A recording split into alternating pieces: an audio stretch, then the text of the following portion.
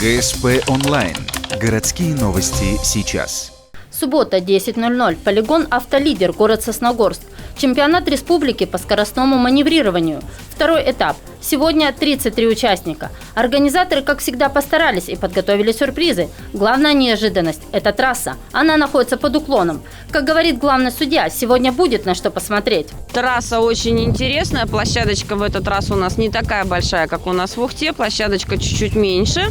Поэтому пришлось ограничиваться воротами. Схема будет скоростная, быстро, надеюсь, без заторов, без таких вот нюансов. Но, думаю, пока участники походили, все довольны, говорят, вау, класс, супер класс.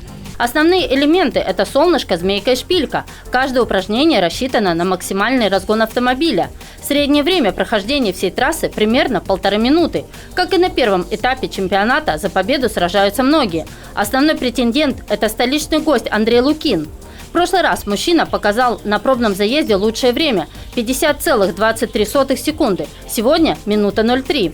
Его основной соперник – это местный автолюбитель Иван Репин. Как признается мужчина, они лучшие друзья. Мы с ним постоянно боремся за лидирующие места. Конечно, я буду стараться для того, чтобы его по нашему горе объехать. По итогам второго этапа первое место занял Андрей Лукин. Его время – 1 минута ровно. Репин занял 5-е место, хотя разница во времени совсем маленькая. Его результат – минута 0,5. Всем участникам, занявшим призовые места, вручают грамоты и медали. Следующий этап чемпионата пройдет в Ухте. Мероприятие назначено на 14 февраля.